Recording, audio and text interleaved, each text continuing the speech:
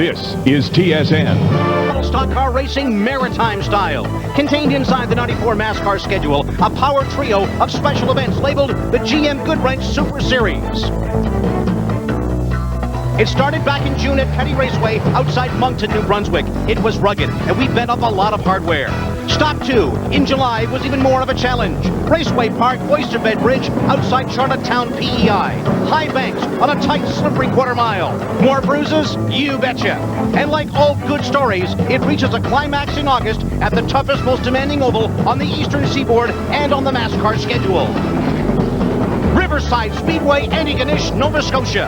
Bank corners that look like mountains. It's tight and it's torturous. These two drivers have survived the punishment so far. Who will emerge victorious from the series' biggest test? Stay where you are. You'll want to see how this story ends. It's the GM Goodwrench 250 on the MASCAR Super Series on Raceline.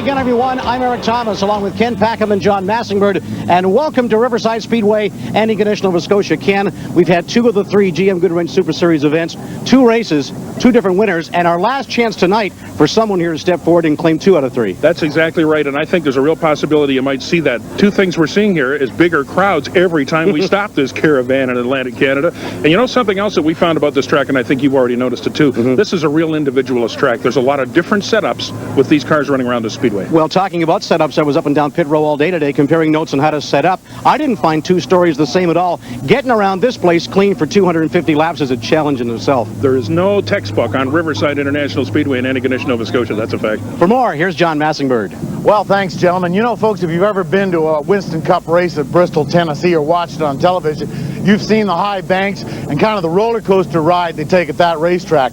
Well, this one's no different. A lot smaller, but it's essentially the same in terms of the banking and the hump down the back stretch. Tonight, the drivers have the same thing to deal with as they do at Bristol, Tennessee, and that's setup. This is a very difficult track to set up for. The crew chiefs have talked about it all day long, and there's no consensus at all, except for this. This bottom groove is not the place where you want to race. This stuff's been worn away by years and years of racing. Your 2 racing grooves are going to be 2 grooves up higher. So if you want to win this thing, you're going to have to ride up around the guardrail to be fast here at Antigonish. Eric Thomas, Ken Packham, and John Massingbird. You could not shoehorn one other person in this place. It is packed, Ken. The original sardine can speedway situation, I'll tell you. Isn't that something? Well, it really is. The crowd here has been tremendous. And every time we visited at Riverside, even with the American Canadian Tour, it has been tremendous crowds. They love their late model stock car racing. Well, you know, the gentleman, Mr. Chisholm, when he put this track together, went to Bristol, Tennessee. It's no secret. He came back and said, I want to put this in Antigonish, or James River, if you will. Yep. He proceeded to do just that. He no longer owns this speedway, but we have him to thank for having the foresight to put it here in the first place. We mentioned that, I think, here in the track facts, brought to you by GM Goodwrench Service Plus. You see it there. There is the comparison to Bristol. This is like a small or even a hip pocket Bristol, a very challenging track, but the pavement has been worn out years ago. This is a very slippery racetrack. 71 degrees, a little auxiliary lighting around the inside, but lit up rather brilliantly. No trouble with shadows, I don't think. A lot of great help from a lot of good folks, too, from Prince Edward Island and from Nova Scotia and everywhere, dragging that auxiliary lighting in from the far reaches of the earth because everything was taken up to build this fixed link to Prince Edward Island. So it's kind of an interesting situation. Leo Cochran out of Williamswood, Nova Scotia. And for the Mopar fans, that's good news. The Chrysler LeBaron, he is on the point in the front row. Looking at Scott Fraser in the 00, Roger Miller with that great run at Raceway Park. And down through rows number 9 and 10, Cy Harvey, one of the MASCAR originals. And Scott Livingston, too, a real stalwart from Prince Edward Island. You know, he's impressed an awful lot of people in the last couple of years on the tour. Row 13, I don't think Greg Stewart wanted to start back there in car number 99 with his win earlier on Raceline on the GM Goodwrench Super Series at Raceway Park. He is back in the field, and Frank Fraser with the win as well. Both of those guys looking to make it 2 out of 3, Ken. This is going to be an interesting race. You get them in the bowl here, as I like to refer to this track, and there is never a moment during any event when it isn't just flat-out action. You talk up and down pit road here, and they'll tell you get trapped in that lower groove, you're in trouble. You get down the lap here, you're in trouble, because there's a very good chance you might never get your lap back. 28 cars are set to roll in the third final event, the rubber match, if you will, in the GM Goodwrench Super Series. Art Steves out of Halifax will green the field, and away we go for the GM Goodwrench 250 at Riverside. Andy Ganesh on Raceline. Happy to have you with us. These folks are really pumped for this event, and as you can tell just by looking at the cars, if you've seen the previous two events in the GM Goodwrench Super Series, how much better they look even for this third event. They're really putting in the effort. Bobby White in the 81 out of Kennecook, not used to running up front for any great length of time, I wouldn't think, Ken. And Leo Cochran in the Chrysler LeBaron out of Williamswood, right there in car number 8. But they're still packed together, and a terrible break here for Frank Fraser. Look how the tire just goes by our camera lens. Frank Fraser with some damage on the right side. The wheel right broken off the axle here, Ken. We've lost a hub here in the right rear corner, and as you can tell, when that tire was close enough to our noses, we could smell the heat when it went by. It got awfully close to the camera position up there. Frank Fraser, though, what a terrible break. 4 MASCAR wins this year coming into this event. He wanted to make it 2 out of 3. But let's have a replay here. This is from the advantage of Scott Fraser, his son. And yeah, that's the car that he gets tangled with. Watch the left side of your picture. Just comes right down on the nose, whips over violently to the right, and that breaks the wheel out. Ken, I don't think he knew he was there. No, he sure didn't. I'm sure Scott didn't say, "Hey, Dad, great of you to drop by." I mean, this is not a good time. Not really. Now, here comes that tire. Peter Wilshire, our cameraman up here. This is baseball gloving going to help you. This is the biggest hockey puck you've ever seen. Have a look at this. Went off the wall. Man, it was moving when it hit. That is cement dust from the concrete wall where it hit. Now, Ken, the danger here, too, as Fraser has to go to the pits to get this repaired, to get back out there, because he's involved in that points fight with Greg Stewart in the 99 for GM Goodwrench Super Series points. But now you can really wreck something else under the car as you drag it along. Well, it's a combination of the 4-link setup and the panhard bar, the track locator bar that you saw them replacing on his son's car in the last race we watched here. And that's what he's riding on right now. It looks severe, but they got to get it repaired. And down on pit row, here's John. Rotten place to be for Frankie Fraser this early in the going, but as you can see, plenty of damage on that right rear hub. The hub itself is missing along with the brake rotor and, of course, the tire and the wheel. A tremendous amount of impact on that back corner to make this kind of damage this early in the going. Who our Hills TV crew guy, Keith Petty, doing a thrash back there, making sure the Sony Handy bumper cam didn't meet its demise. Under caution here at Riverside early in the event. Back down to the Fraser pit. Here's John. Frank, the complete right rear hub and brake rotor and tire assembly's gone. What happened? Driver error. I didn't see anybody. I checked the mirror and I didn't see anybody up there in the blind spot. I guess Scotty was there and I moved up to go to the outside and I got into him, so. That was your Scott? Yeah, that's so. Just, I didn't think anybody was there. I moved up, but I moved up slow and I just got tapped enough to put it around. So I'd say mostly rack it up to driver error. Tough break, a whole new twist to Family Feud here tonight as Frank Fraser admits getting into his son Scott.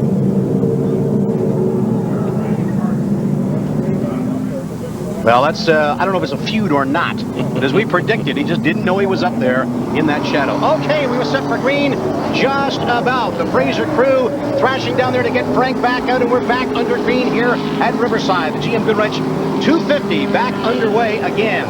Let's see if we can get a couple of laps running here cleanly, but it's not going to be easy. Bobby White in the 81, Leo Cochran in the 8. Those guys up front, fine job side by side, but it's not easy to pass here, and we're going to say that about 100 times again. Bobby White was a late joiner this year, but in all fairness, it should be pointed out that Bobby has been a front runner in this type of car for years, and he's sort of retired for 2 or 3 seasons, but he's back, and he's back with a vengeance, so watch him.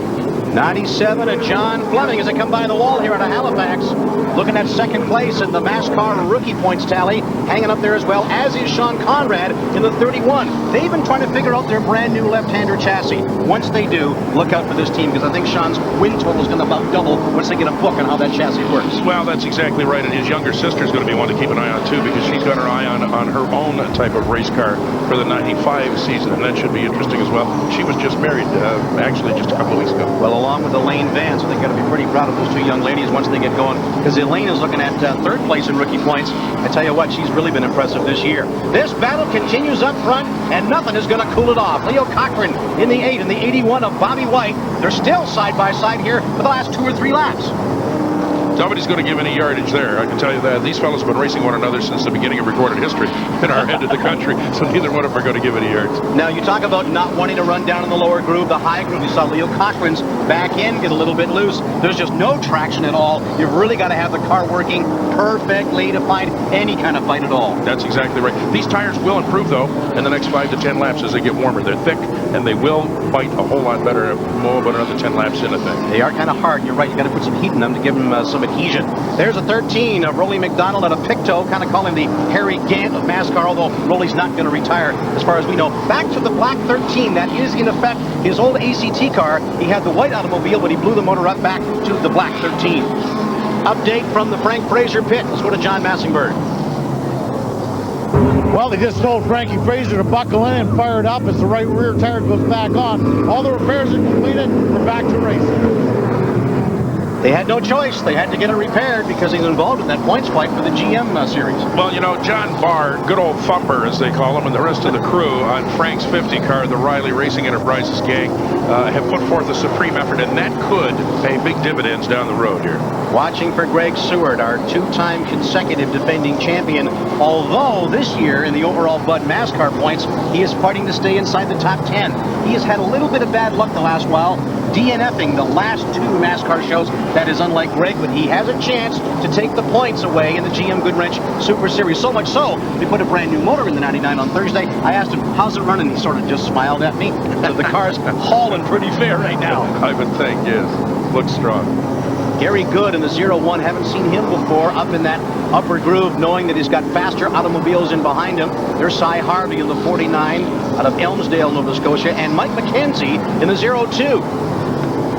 The NTN bearing stay in school. Oldsmobile, Cy Harvey with a puff of smoke there. Whether that was the motor or contact or tire smoke, I don't know. And Mike McKenzie gets a lot of help from the folks at Ford, Chevrolet's, Geo Cadillac, and Dartmouth, Nova Scotia as well. And they've been prime movers along with the rest of the Dealer Marketing Association for the Atlantic Canada GM dealers, who are very much behind the Bud NASCAR Tour and especially the GM Goodwrench Super Series, which is what we're watching right now. They have really taken motorsports uptown for us this year. Had a little contact there, didn't he, with Steve Henderson in the 67 as they make their way around. Mike McKenzie was second here last time NASCAR competed, so the same setup. We're back up to the front. Look out, Cy Harvey loops it. Going to keep the power on. Pull a little John Force down there in the lower groove. And that's going to bring out the yellow flag as Cy Harvey, one of the NASCAR originals, 25-year racing veteran, and one of the loudest, boisterous fan followings I have ever heard, brings out the yellow. We've got a lot more to come from Riverside. Andy Ganesh on Raceline in a moment. Welcome back to Riverside International Speedway, Andy Ganesh, Nova Scotia. The GM Goodwrench 250 on Raceline. Eric Thomas, Ken Packham, and John Massingberg. Well, I'll tell you what, we're going to find out what is happening in the car. Eric Thomas here with Dean Clattenburg. Dean Clattenburg, Eric Thomas, Raceline Control. Do you read, Dean? That's Raceline. Go ahead. Dean, we talked about this before the race began, that this is a one-groove track up near the top, and you virtually can't run it all down near the bottom. Has that theory changed at all? You pretty well got to stick where you are running right now? Yeah, that's correct. Top groove's working pretty well. On the bottom, you really got to fight to get by down there, but it can be done. Now, the danger is, of course, if that top groove becomes slippery, we could have a pretty messy deal out here. Yeah, make for a whole lot of fun passing. 250 laps is a long time. How's it handling for you right now? I feel it's setting up pretty good right now. I'm just getting a little tangle here and there through traffic, but it feels pretty good, really. Thanks, Dean. Mean Dean Clattenburg in the 92, following his dad, by the way, in the number 2. And they swap positions an awful lot in this old speedway. Bobby White has been on the front row since the get-go. Wayne Smith, Rolly McDonald, Scott Fraser, John Fleming, your top 5. And we are still relatively early in the event. A lot of time left before we get to the checkers.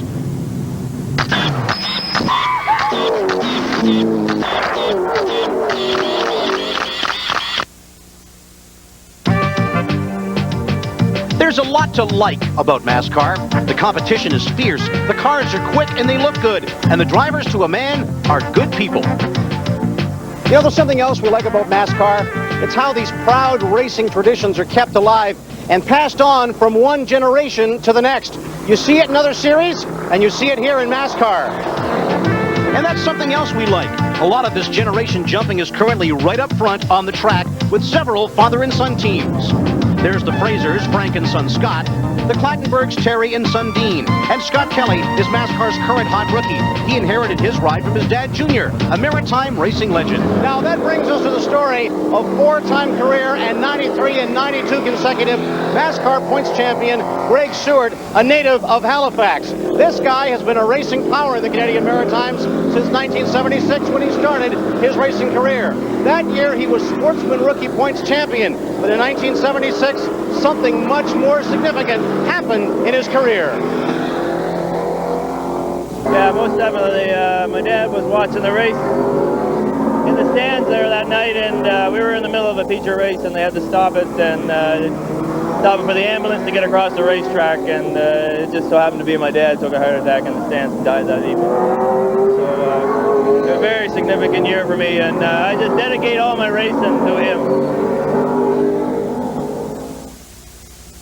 So in essence, we have another father and son team in NASCAR, and this one is propelled by emotion.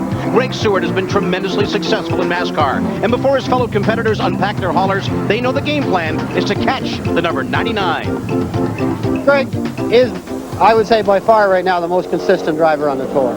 I always figured you need a certain amount of experience and age and lap time when it all comes together, and he's at that age right now where he's got it all. He's got a new car that's working well, but regardless of the car, I figure right now he is probably the most consistent driver we've got. Good, strong, hard competitor. Greg and I have been running together since MASCAR started. We've had some real good races together. A few bad moments, but mostly good moments, over the years. He's the kind of competitor that you really want to play with. Experience, number one. He's been around here a long time. He's been running a Howe car a long time. He really knows how to set up a car. Their whole team know how to put a team together and make a car run fast. But he's always someone you want to get up and race with. I tell you, we both had a little bit of bad luck this year, and we haven't really got a good run together. That's what I'm really looking forward to. I'd like to get a good run, and me and Greg run for a bunch of laps, and of course, me come out on top. The Greg Stewart saga is one of countless stories that makes up the human framework of the NASCAR series. And remember, he's only 37 years old, and when you figure people like Terry Clattenburg, Frank Fraser, and Doug Stokes are racing well into their 50s, you can just bet that there's plenty of years for Greg to add to those 4 championships he already has. And we know his dad, Greg's spiritual teammate, is already dusting the trophies. Greg Stewart, one of racing's colorful people, brought to you by Kodak. Ken Packham, Eric Thomas. Eric Thomas, you have noticed, I'm sure, the level of excitement maintained by maritime Canadian race fans at the Speedway. These are not quiet folks, are they? No, they are not, and they do come out in droves as we are about to pick up the Art Steves green flag, and away we go for the resumption. The GM Goodwrench 250. They are packed into any place you can possibly watch this racetrack. There's even a crowd in the infield. They better stay back from the wall. Next year, you'll look at more grandstands on the backstretch, well, that's good. And more facilities at this Speedway. Now, Elaine Vance in the 7 down there, one of the lap automobiles, as Bobby White in the 81 and Wayne Smith, who placed 3rd in our Raceline presentation on the GM Goodwrench Super Series at Petty Raceway, Petticodiac, outside of Moncton. This is the challenge right now. Rolly McDonald is in there. There's Scott Fraser in the 00. 4 very quick guys up front. You watch them now try and stretch out, put a little real estate between themselves and the rest of the pack. Wayne Smith's going to make that move on the inside as soon as he can get enough room. Bobby's given him a couple of opportunities to try him on for size. He hasn't quite gotten there yet, but it is early. And you watch, if something opens up, you watch Scott Fraser, the 00, tuck himself inside. He's fighting for the top with Roger Miller in overall Bud NASCAR points right now. Every lap, every time he's out here is a valuable asset for him as far as his arithmetic goes.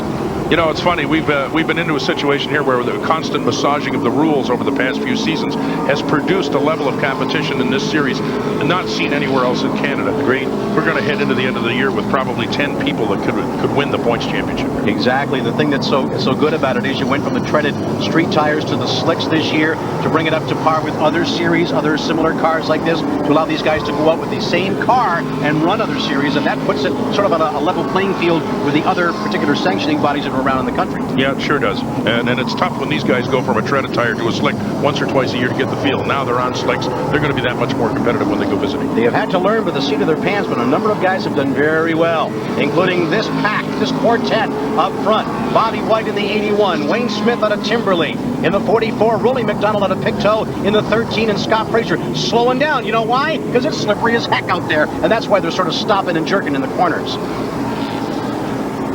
Fraser and Rolly McDonald are going to go side by side and try and gain a position here. Fraser and McDonald, that's the best battle on the track right now. There's no question about the fact that the GM Goodwrench Super Series has provided the most exciting stock car racing ever seen in Atlantic Canada, and I think in a large part, in probably a good part of Canada. Fraser will take third away from Rolly McDonald, and now he's going to have a look at the 44 of Wayne Smith and the 81 of Bobby White. And just as we predicted, that 4 is starting to pull away from the rest of the field. Smith has a look down the inside of the 44. Can he get there before the traction goes? That's the question. They're going to have to glide around the corner here and tippy-toe around the corners. Baby steps on wheels is what we've got going here, and that's exactly how he'll do this. Still side by side. They know where exactly. Little contact there as they got into the speedy dry. Wayne Smith and Bobby White in the 81. The crowd's loving this, Ken. Oh, you know it. Wheel to wheel and rubbing the fenders. That's what they came to see. Exactly. MASCAR racing at its finest. Heads up. They got a little loose in the corner. Both of them did. But they went together in unison in the corner. Awfully close. Look at Fraser there, waiting for him to mess up, and that's exactly what they do. Oh, Bobby White goes all the way around Leo Cochran. Leo Cochran in the 8. Nowhere to go, and Roger Miller picks up some damage in the 80. Oh, my goodness, this is messy in the backstretch. Well, you knew they were going to do something. They were pushing the envelope every lap, Eric, and it had to happen eventually. Somebody was going to go just a little bit too far. Scott Kelly in the 12. The yellow comes out. He was involved in that as well. Leo Cochran had nowhere to go. You could feel that coming the way that White and Smith were going together there. You knew that if they do-si-doed a little too much do-si and not enough dough around, they were going to go, and that's just what happened. And Smitty, of course, had a whole rear-view mirror full of the Goodwrench car with Scott Fraser, and you know how many opportunities he's passed up. That makes a very short list. Eric Thomas is going to take a moment to talk to Wayne Smith. Wayne Smith, Eric Thomas, Raceline Control. You there, Wayne? Yeah, I got you there, Eric. Listen, man, that was worth the price of admission. What's going through your mind? We've talked about it. You're down in that middle to lower groove, but you hung with him lap after lap. And it's not real good down there. We're just trying to do the best we can. Car gets a little loose coming off the corners. I don't know what happened to him. He must have got real sideways. Now the question is, we still got a long way to go before the checkers here. Have you got a car that can handle well enough to stay up there for the remainder of this deal? Yeah, I like to be leading that way. The car can be easier on the car. The brake won't have to use the brakes so hard. Thank you, Wayne. Wayne Smith in the 44, the microcomputer Atlantic car, as we continue to clean up from that altercation coming out of turn 4, Eric. And Roger Miller, who we talked about, let's get a replay and find out what happened here. Guys just got into each other, and by the time they tried to overcorrect, it was too far gone. Roger Miller, you're going to see him come out here in the tail end of this. This is the one that hurts, though. Leo Cochran, hello. Oh, no. And there's Roger Miller fighting for the lead in overall Bud MASCAR points. Not a great time to take the end of the guardrail, but it could have been a lot worse. Performance Racing News, North America's Motorsport Authority, and time to unlock whatever general knowledge you might have about the MASCAR series of the following drivers who have won Rookie of the Year honors. Dean Clattenburg, Sean Conrad, Ed Hayden, Mike Ryan. You're looking at me funny. I think you know it. Is it a trick? No, I'm not going to say it's a trick question. We'll get the answer from you a little later on. I will give you a tip, though. They are not all related. How's that? Oh, good. Good. That's a good deal. You know, the last names may give that away. Wayne Smith, Scott Fraser, look what he's done to move up. Rolly McDonald, John Fleming, and Greg Stewart in the top 5. Looks good as he tries to unseat Frank Fraser from the top of the GM Goodwrench Super Series points parade. Our Motor Mart official pace car for the MASCAR Tour this year is going to be given away a little bit later on this evening, probably after we leave the air. Some lucky person is going to drive that gorgeous Z28 home. No dents in it, I hope. No way. Green flag, and Wayne Smith on the 44 takes off like a jackrabbit. He's been watching Junior Hanley films. He really anticipated that flag beautifully, and he will take off with Scott Fraser in the 00 in hot pursuit as they puff through the speedy dry. There was a lot of liquid left down there from that last calamity. It's not hard to see why the Bud MASCAR Tours had the most successful season ever so far this year, Eric. The GM Goodwrench Super Series has just been incredible, and all of the rest of the races have drawn tremendous crowds and have been just packed with excitement. Oh, it really has been, and it's been amazing to me how the dealers out here, the Maritime Dealers Association, get behind this. They've got cars set up in their dealerships. They've got barbecues going, bands playing, autograph sessions. They get the fans wound up for the race that night. I wish every dealer would get behind the local racing series like the Maritime guys do. It's amazing to look at. Yeah, they certainly have written the rules on promotion when it comes to tying in with motorsports, that's for sure. Sure has. Wayne Smith sitting 5th right now in the GM Goodwrench Super Series points. And Scott Fraser in the 00. You know, the way he ripped up his car at Petty Raceway, I wasn't sure how he was going to come back, but he got a new machine with consistent top 5 and top 10 finishes. He's right up there in the points. The second half of the season has been very kind to Scott, and he's earned it. He's a top flight driver, and we talked about that on the first show. And he's certainly shown his stripes in the last couple of events on this series, that's for sure. Here's John Massingbird on the Parts Pro Tech File. Hi, welcome to the Parts Pro Performance Center Tech File. You know, when these pit crews on the MASCAR Tour make fast pit stops, one of the ways they do it is by not threading the nuts onto each stud individually. These studs are actually pre-glued into the wheel. They use a little bit of trim adhesive, go around the nut, then take the nut upside down and push it into the wheel. It'll set, and then it'll dry, and then this thing will just be rock solid in here. When they mount it onto the wheel, they've got a pilot stud here. As you can see, the top part of the stud is clean of threads, very coarse threads. So they'll stick the wheel on the hub, tighten these things on with the air gun. Now, you've even got some very creative crew members. If they ever lose a stud or one falls off, kicks out of the ejection socket, they got these hanging on their belts. They'll just whip one off, put it on the stud, and away they go. Everybody always coming up with new and innovative ideas to save a second here and a second there. The Wood brothers used to carry them on a leather thong in their teeth. Remember back in NASCAR days, way before they had the little springs that hold them in the ring. Running the sit-go forward with Morgan Shepherd these days and turning over that pit crew to their sons, doing an equally quick job as well. Wayne Smith out of Timberlea, Nova Scotia. Shubenacadie, Nova Scotia's Scott Fraser, 00. The battle up front, and a good one it is. Never any lack of excitement when these fellows all show up. And our car count this year, by the way, is worth mentioning too, because it is up tremendously over last year. Wasn't that a concern a couple of years ago? Your cars were getting a little bit thin as far as the pit traffic. Now, I think you've got to try to find room for these guys. We're going to be sending some home in the near future because we just don't have enough slots. We're running into the same thing in MASCARs with they're in NASCAR on a smaller scale, obviously, but we do have corporate sponsorship, and that's what's making this thing grow. John Fleming in the 97 swings it up high. That is awfully slippery to run up there. And this guy just barely into his late 20s is a guy you really want to keep your eyes on in the future. Stewart in the 99. That new motor is getting him right near the top, but not quite up as high. That's about where you want to run, is where Stewart's got the 99 right now that threw him up for a Chevrolet. That's an Ed Howe chassis, and that's the first new car for him in, I believe, 8 or 9 years. The antique, as we refer to it, that he ran for all those other seasons, served him well indeed, and they now use it for a show car. You see some old chassis out here. Dan Eddy, as a matter of fact, is running Ford skin and a Ford motor on an 86 Howe Chevrolet chassis. Yes. You do see some of the old chassis really getting the last few miles squeezed out of them before they go to new left-handers, as Sean Conrad has done. Yep. All righty, 97, John Fleming. The 99 of Greg Stewart out of Arndale, Nova Scotia. A lot on the line here for Stewart, because he knows that even though he can't make it 3 in a row in Bud MASCAR points, he can take that challenge right to the top of the GM Goodwrench Super Series. He can indeed, and I think on the subject of chassis, it's worth mentioning too that there are some quality parts being imported and some local chassis builders doing a good job.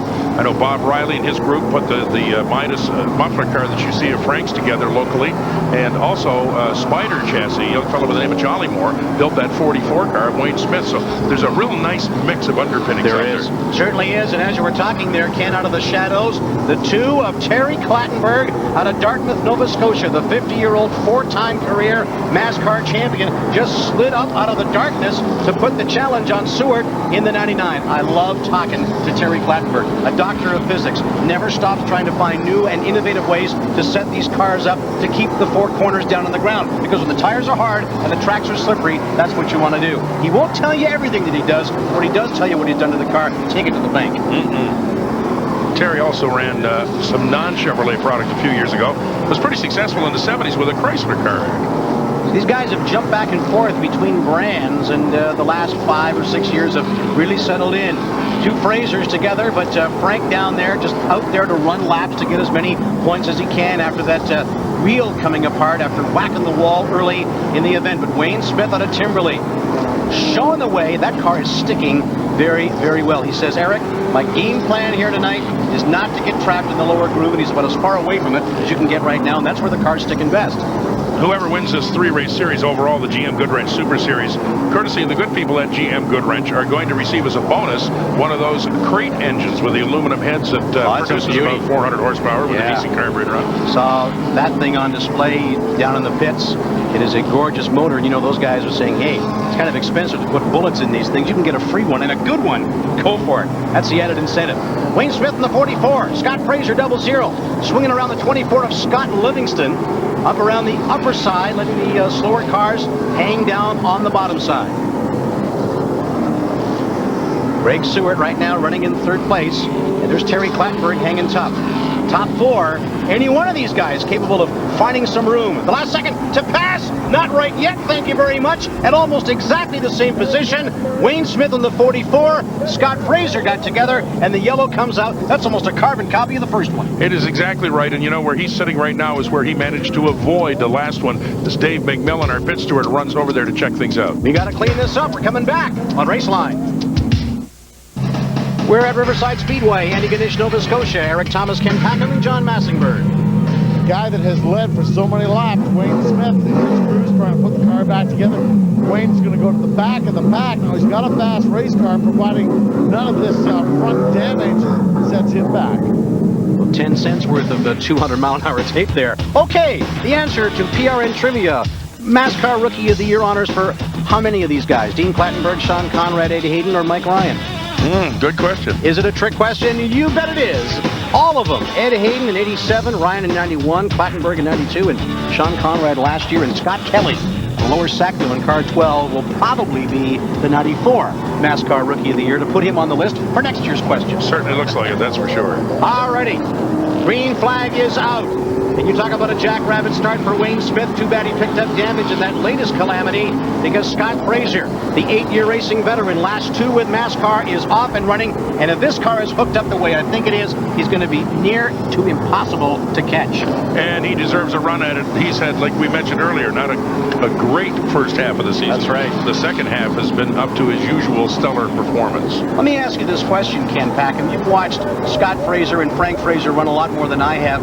Is there any similarity in their driving styles, or are they vastly different? How do you look at that? Well, you know, they're vastly different people. They really are. Frank Jr. is more like Frank personality-wise than what Scott is. So they're really, their approach is the same in as much as they intend to get up front and stay there, but the way they do it is a little bit different. Talking about Terry Clattenburg's handling, that's interesting. We'll get back to that in a minute. Terry Clattenburg's car got awfully loose, and he and Steve Henderson in the 67 almost got themselves sideways. We'll keep our eye on those 2 guys and see what develops there. Stevie Henderson, been a good friend of Don Biederman's for a long, long time. There's a lot of Don parts in that car.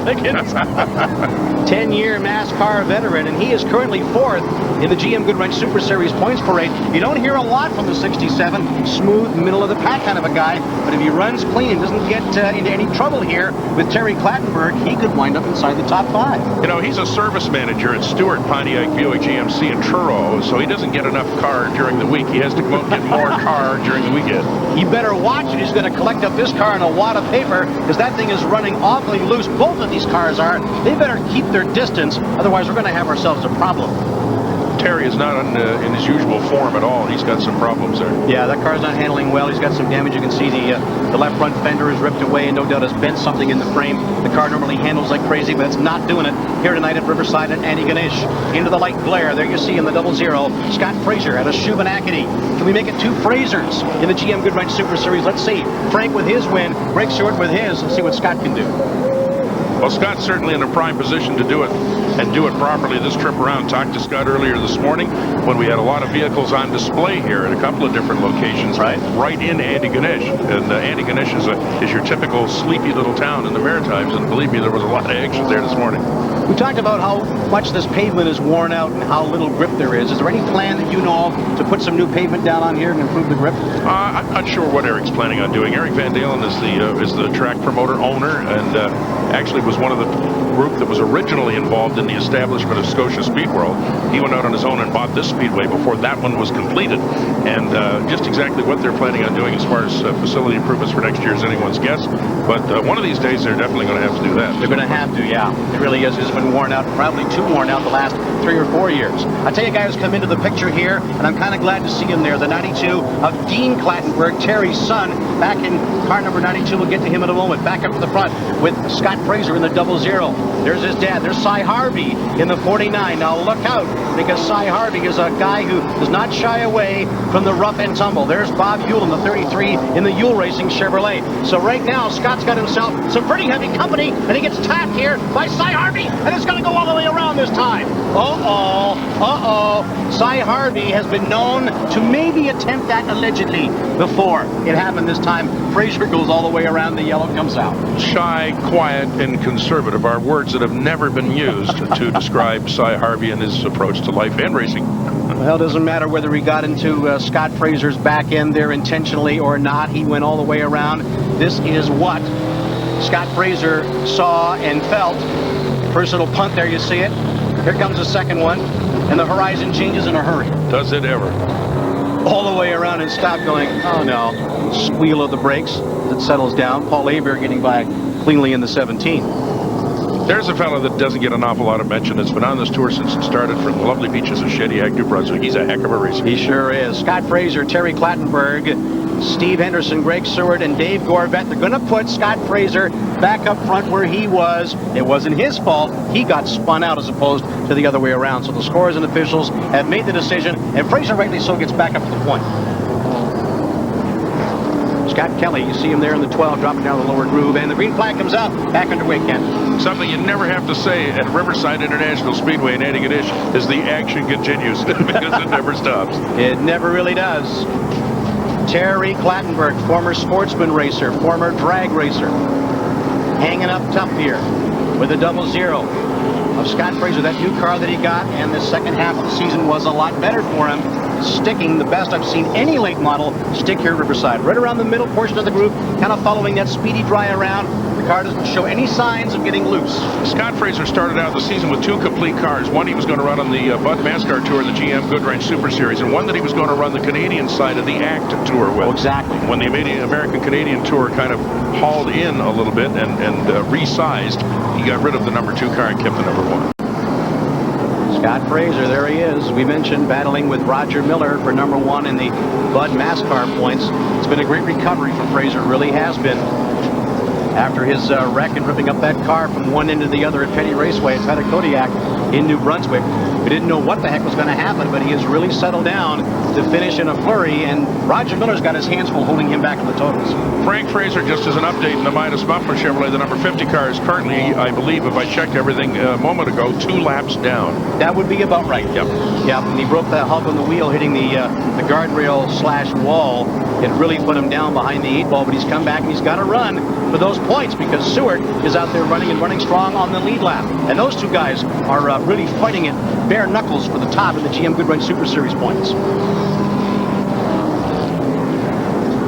Mike McKenzie in the 02, Dean Clattenburg in the 92. You know something? No one has finished consistently higher in the first 2 events of the GM Goodwrench Super Series than Dean Clattenburg. He picked up a 2nd place at Petty Raceway and a 3rd place at Oyster Bed Bridge at Charlottetown. If he can pull off another and make it 3 top 3s in a row, what an accomplishment for this young man. He's a really consistent competitor, too, and that's exactly how he won the Rookie of the Year thing, because, you know, when he won the Rookie of the Year 2 years ago, it was not decided between Dean and Scott Fraser who would be the Rookie of the Year until the very last race of the season. Oh, you love when it comes down to the last one, don't you? You bet. You really do.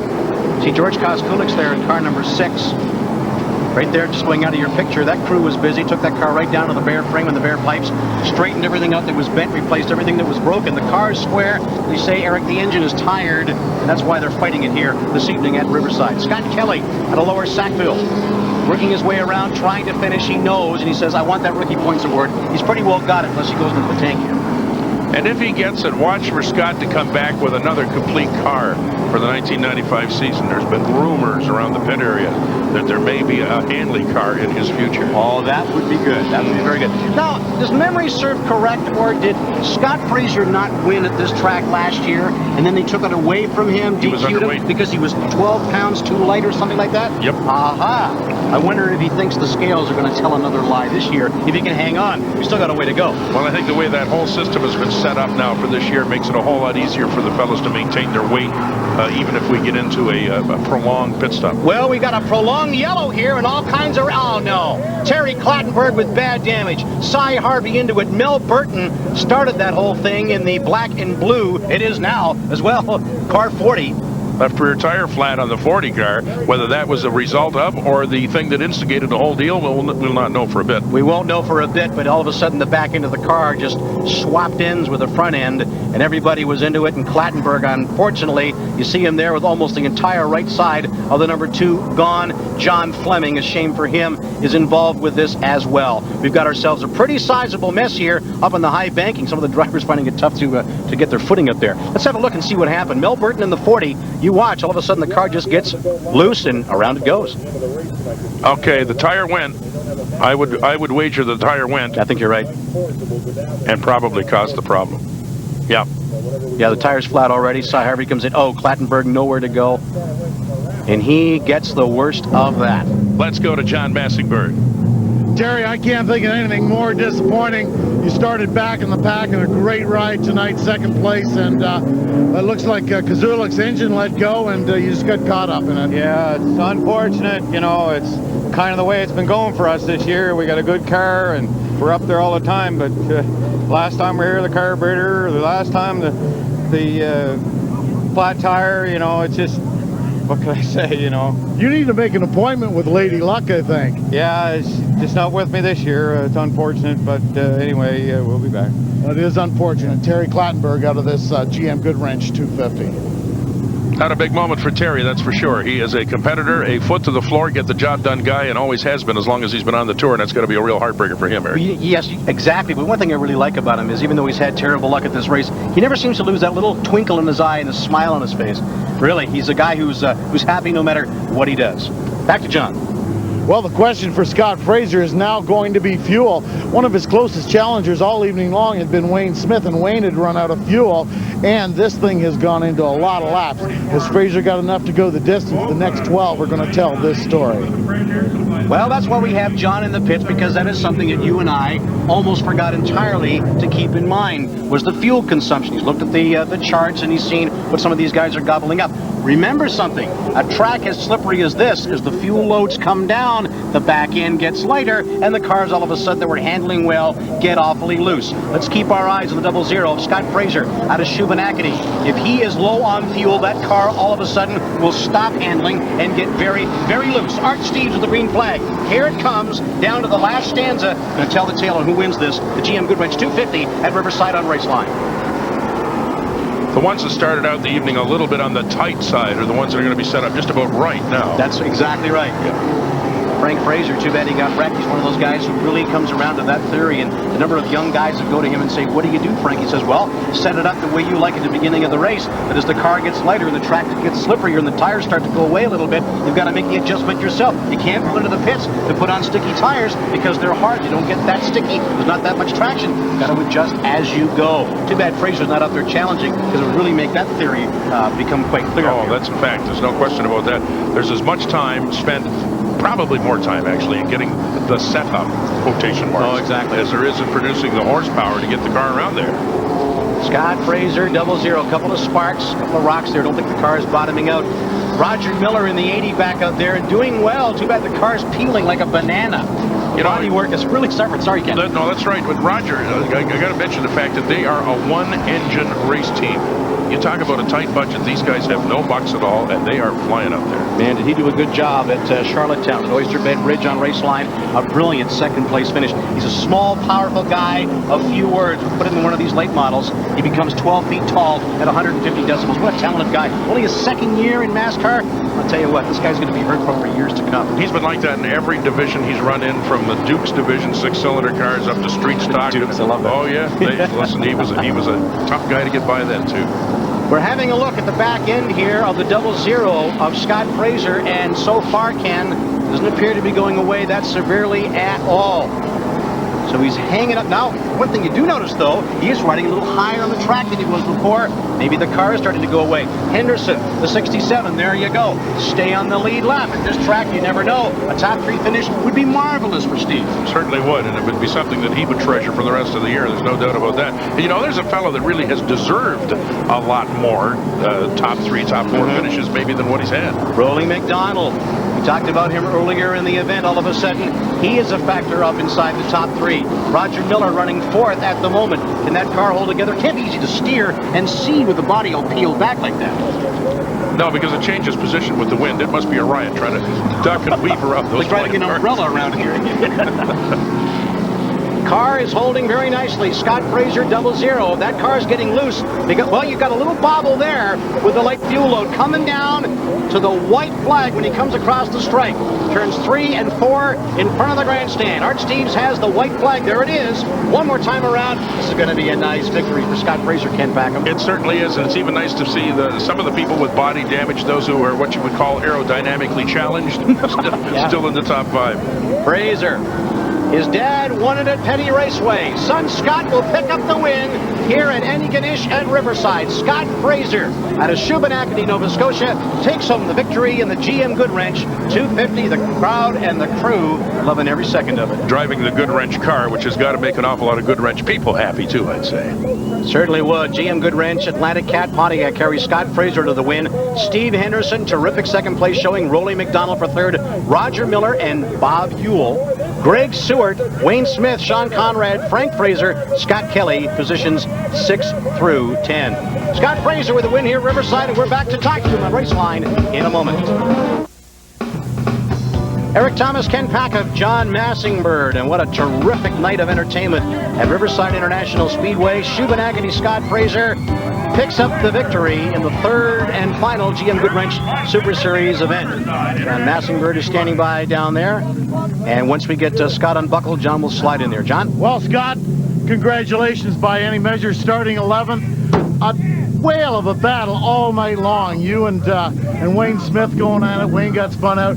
Congratulations, you've just won the GM Goodwrench 250. Yeah, we won this last year too, but we didn't get it at the end of it. We were 12 pounds light, so I really wanted to win it this year, and hopefully I'm all right with weight. But what about gasoline? Everybody was concerned about gasoline. I talked to one of your crew guys. He said if we had a spoonful, we would have put it in. Oh, you got that right. We were touch and go, and actually argued about it most of the race. You know, I didn't want to come in. There's too many cars on the lead lap. The people were running a lot better than I thought. I thought we'd have more cars down a lap, and I didn't think we could get back up through, and plus taking a chance of getting wrecked, and plus the way the car was working, I didn't even want to come in the pits. Well, if anybody deserved to win this thing, you gave Wayne Smith a whale of a ride tonight. Congratulations again. A great drive, Scott. Thanks very much. Anytime you pull off a win at Riverside at Antigonish, you really are doing something. You can put a little star beside that victory. He's going to have a few more, but it's a great accomplishment as the crowd acknowledges. Big hug there from Dan St. Andrew with the GM Maritime Dealers Association. They call him Happy Dan St. Andrews these days, I think. Yes. Especially when there's a GM Goodwrench all over the car. Castrol GTX Performer of the Race, and Steve Henderson is a very deserving winner. Steve is just coming into his own. He had a cracked sternum and broken ribs from an accident in an open-wheel modified car 3 years ago. He's just nicely back on track. He's been around since the late 70s, and he's a real charger. No one from this capacity crowd at Riverside is leaving. They're waiting for the final tabulation in the GM Goodwrench Super Series points. Frank Fraser has a chance. Greg Stewart has a chance. Could it go right down to the final edition? Who knows? By the looks of it, unofficially, the way they've tabulated the points so far, it will go to the Midas Muffler Chevrolet of Frank Fraser. Well, it's been a lot of fun on the GM Goodwrench Super Series. Series, and that will wrap it up from Riverside Speedway and Eganish, Nova Scotia. On behalf of Ken Packham and John Massingbird, I'm Eric Thomas, and we'll talk to you next time on Raceline. In-car and wall cameras supplied by Sony Canada, makers of the Sony Handycam. Raceline radio supplied by the rental division of Motorola Canada Limited. Raceline has been brought to you by Kodak Gold Ultra 400 Film for all your Kodak moments. By Aerofoil Wiper Blades, the leading edge in wiper technology. By your GM Goodwrench Service Plus dealer, where you get the finest quality work at competitive prices. By AC Delco Parts, where the difference is quality. By Castrol GGX Motor Oil, engineered for today's harder working engines. By Splitfire Spark Plugs, they only cost more until you use them. And by your Parts Pro retailer. Call 1-800-567-4994 for the Parts Pro dealer nearest you.